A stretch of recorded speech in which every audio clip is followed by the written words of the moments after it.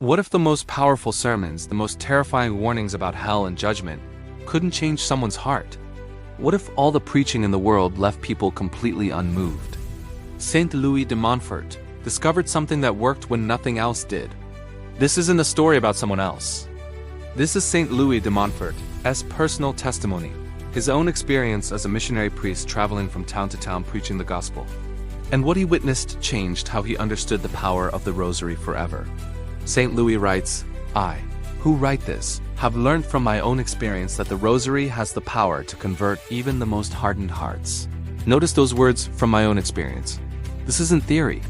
This isn't something he read in a book or heard from someone else. This is what he personally witnessed over and over in his years of missionary work. He continues, "I have known people who have gone to missions and heard sermons on the most terrifying subjects without being in the least moved." Think about that. These were people who heard sermons about hell, about judgment, about eternal damnation, the most terrifying subjects a preacher could address. St. Louis was a gifted preacher. He knew how to move hearts. He knew how to present truth in compelling ways.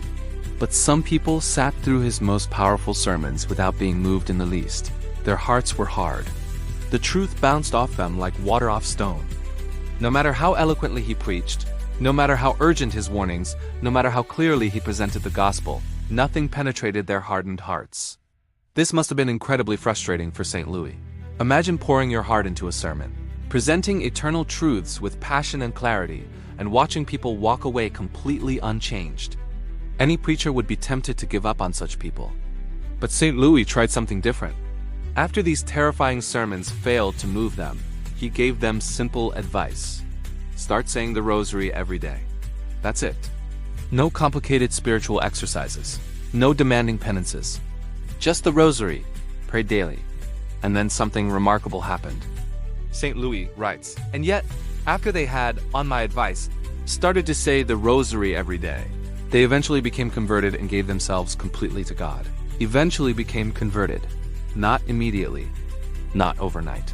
Eventually. The Rosary worked slowly, gradually, persistently on their hearts. Day by day, Hail Mary by Hail Mary, meditation by meditation, their hardened hearts began to soften.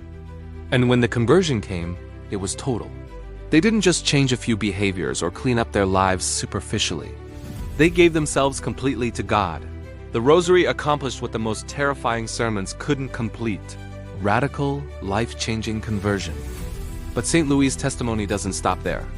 As a traveling missionary, he would preach missions in various parishes and then move on to the next town. Sometimes he would return to parishes where he had preached years earlier, and what he found there taught him even more about the Rosary's power. He writes, "When I have gone back to parishes where I had given missions, I have seen tremendous differences between them." What were these differences?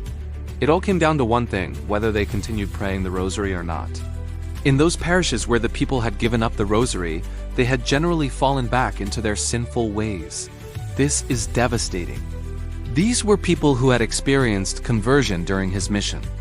They had turned from sin, embraced faith, started living for God. But when St. Louis returned, he found them back in the same sins they'd left behind. What changed? They had given up the Rosary. Without that daily prayer, without that consistent meditation on Christ's life, passion, and glory, without that regular turning to Mary for help, their conversion didn't last. They drifted back. The old habits returned. The sins they'd conquered came back stronger. But then there was the other group, the parishes that kept praying. St. Louis continues, "Whereas in places where the Rosary was said faithfully, I found the people were persevering in the grace of God and advancing in virtue day by day, not just maintaining their conversion, not just holding steady. Advancing in virtue day by day, growing, progressing, moving forward in their spiritual life. The Rosary was like a constant stream of grace flowing into their lives, enabling them not just to avoid falling back, but to keep moving forward." This is St. Louis de Montfort's personal testimony. Years of missionary work, hundreds of sermons, thousands of people encountered. And his conclusion is crystal clear. The Rosary has power that nothing else has. It converts the hardened hearts that terrifying sermons can't touch. It sustains grace where other devotions fail. It advances virtue where other practices plateau. It works gradually but powerfully, transforming lives from the inside out. So, what's the lesson for us today? First, if someone you love has a hardened heart, if they've heard the gospel and remained unmoved, if warnings about sin don't affect them, if preaching doesn't penetrate, don't give up. Give them a rosary. Encourage them to pray it daily. Trust that it can do what nothing else can. Second, if you've experienced conversion but find yourself drifting back toward old sins, ask yourself, have I given up the rosary? St. Louis saw this pattern repeatedly. People who stopped praying it fell back into sin. The solution is simple: start praying it again. Third, if you want to not just maintain your current spiritual state, but actually advance in virtue day by day, the rosary is your tool. It's not just about avoiding sin. It's about growing in holiness consistently. And finally, trust the testimony of the saints. St. Louis de Montfort wasn't speculating. He wasn't theorizing. He was reporting what he actually witnessed over years of ministry. The rosary converts hardened hearts. The rosary sustains grace. The rosary advances virtue, so pick up your rosary. Pray it daily, and watch what happens, maybe not immediately, but eventually. Because the same power that converted the hardened hearts St. Louis encountered is available to you today.